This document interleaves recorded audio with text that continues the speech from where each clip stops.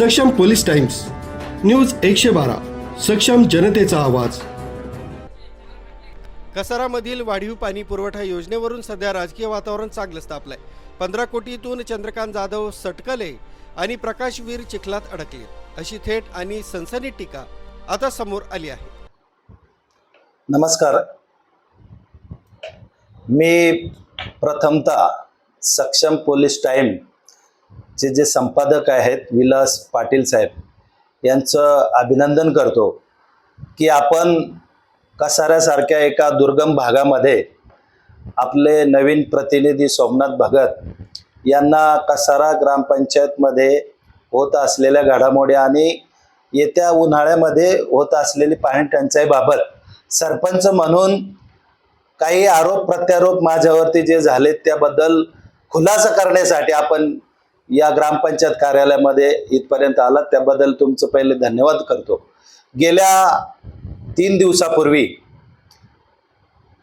चंद्रकांत जाधव शिवसेना नेते यांनी कसारा ग्रामपंचायत प्रशासन, सरपंच, उपसरपंच यांच्यावर काही खोटेनाटे कारण जनतेची फसवणूक होईल असे कारण देऊन आमची बदनामी करण्याचं काम त्या व्हिडिओच्या माध्यमातून केलं। त्याला मी त्या व्हिडिओला आणि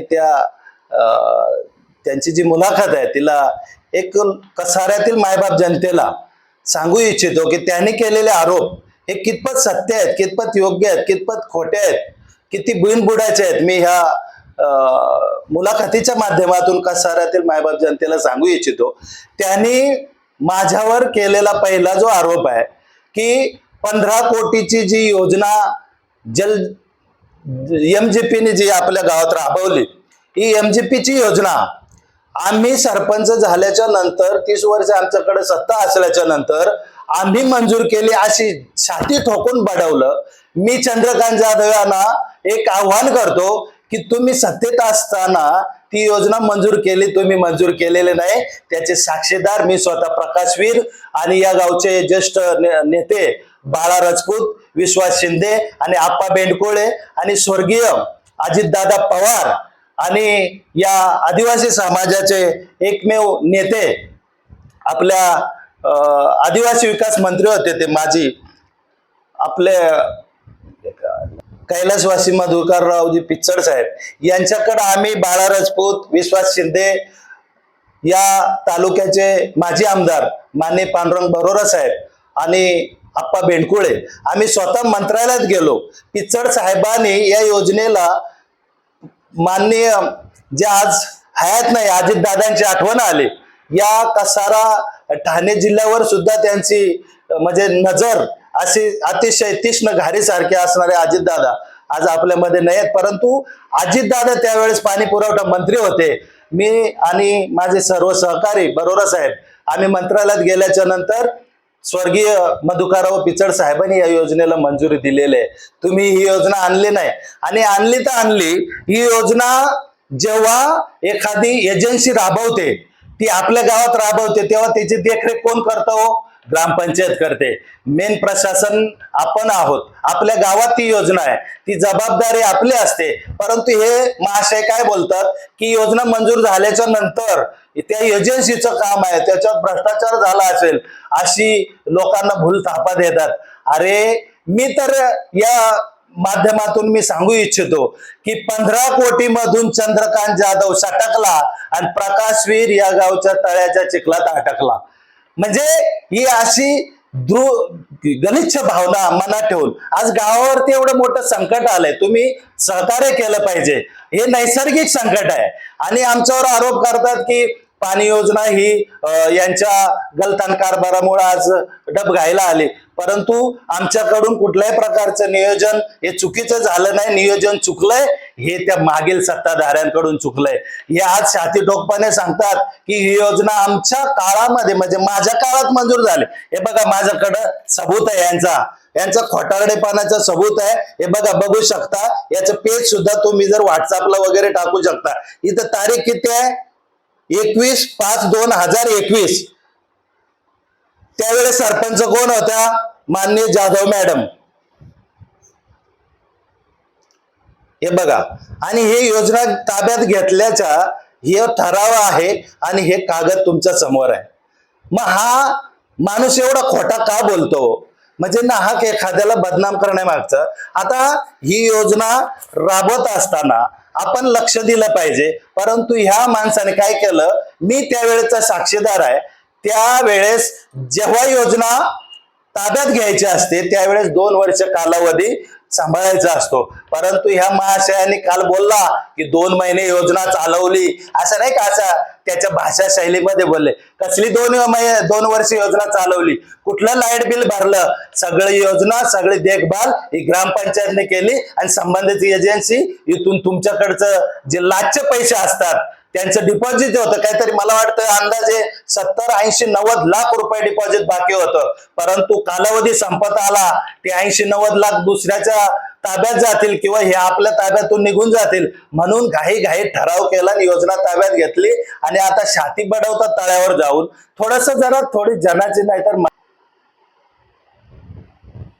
यानंतर आमचे जे सहकारी आहेत, माझे मित्र शरद बेखंडे साहेब, हे खरोखर त्यांच्यावर जो आरोप केलाय की विकासकाला पाणी पुरवण्यासाठी त्या योजनेचा पाणी तिकडून तलावातून तिकडून सोडून दिला आणि त्या विहिरीत टाकला आणि हे विकासकाला पाणी विकतात, रस्ते बांधतात, परंतु हे सगळं साफ आहे. हो, सगळं साफ खोटं आहे.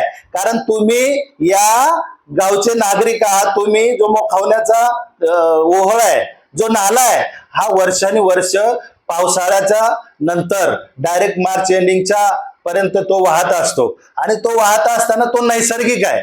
तर मी स्वतः याच्या अगोदर माननीय माझे सरपंच घाट साहेबांनी त्या ठिकाणी पाणी अडवण्यासाठी एक दगडाची भिंत बांधलेली. ती भिंत मी नूतनीकरण केली गेल्या वर्षी. कशासाठी केली?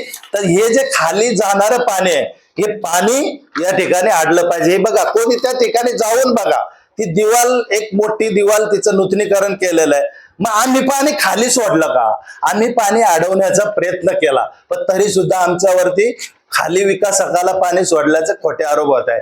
आणि जो नैसर्गिक पद्धतीने येणारा जो पाणी आहे, त्या पाण्याचा वापर ठीक आहे, काही लोकांनी केला असेल, विकासकाने केला असेल, त्याच्याशी ग्रामपंचायतचा संबंध काय हो? त्या ठिकाणी जी बांधलेली विहीर आहे, त्या विहिरीला पाडलेलं जे भगदाड आहे, ते भगदाड कशासाठी पाडलं? या पावसाळ्याच्या अगोदर मोखावण्याची डीपी चोरीला गेली. चोरी गेल्याच्या नंतर डीपी काय लवकर आली नाही. मग आम्ही त्या विकासकाला विनंती केली. त्या विहिरीतून मोखावणे गावाला 5 महिने पाणी पुरवण्यात आलं. 5 महिन्याचं लाईट बिल वाचला. 5 महिने त्या माणसाने आपल्याला पाणी पुरवलं. मग अशा वेळेस त्यांना ते पण आरोप आमच्यावरच, आम्हीच विहीर बांधली, त्या विहिरीला आम्ही काही परवानगी वगैरे दिली नाही, तरी सुद्धा आमच्यावरती एक खोटे आरोप. तुम्हाला जर आमच्यावरती राजकीय द्वेष भावनेतून काय हे रचायचं तर पर्याय दुसरे आहेत. तुम्ही या पाणी टंचाईचा एक आढावा घेऊन तुम्ही आमच्यावरती आरोप करू नये. अशा खोटारड्या आरोपांना मी या ठिकाणी उत्तर देतो. त्याच्यामध्ये एक उल्लेख केला की पार्वती आदिवले यांना मी ठाकूर म्हणून सरपंच बनणार. तुम्ही काय बनवलं? तुम्ही कोण होतात त्यावेळेस? तुम्ही बनवण्या तुमचे पात्रता सुद्धा नव्हती. त्यावेळेचे सदस्य मी सुद्धा होतो. माझे सहकारी ईश्वर भांगरे होते, देवराम पासाळे होते, मनोहर गांगुर्डे होते आणि सगळ्यात मोठी भूमिका घेतली असेल ती या गावातील ज्येष्ठ नेते माननीय रघुनाथजी कदम साहेबांनी त्यावेळेस पार्वती आदिवलेंना सरपंच बनवलं मध्ये खूप मोठा वाटा होता. आणि रघुअण्णा हे खरोखर चांगलं गावातील ज्येष्ठ नागरिक आहेत. त्या माणसाने स्वखर्च म्हणजे स्वतःचे पैसे सुद्धा खर्च केलेत त्यावेळेस. याचा साक्षीदार मी आहे. आणि पैसे खर्च करणारे दुसरे आणि त्या पार्वतीबाईच्या अज्ञानपणाचा फायदा घेऊन लोणी खाणारा हा पहिला तिथून सुरुवात झाली. हा तो चंद्रकांत जाधव. त्यावेळेस सद्भाव कंपनी आली. त्या कंपनीला खोटे नाटे ठराव करून कागदपत्र देऊन खुशाल बोलतो. त्या दिवशी ग्रामसभेला काय कळतो? ग्रामसभेला खोटात काढत. तू येऊन बघ रे, 4 वर्षात ग्रामसभा ज्या झाल्या त्या कशा होतात. आज ग्रामसभेत जेवढे प्रश्न होतात, तेवढं उत्तर दिलं जातं, तेच आम्ही लिहितो. तुमच्यासारख्या खोटे कागद घेऊन, दप्तर घेऊन आजपर्यंत हा प्रकाशवीर अध्यक्ष म्हणून कधी पळाला नाही. तुम्ही तरी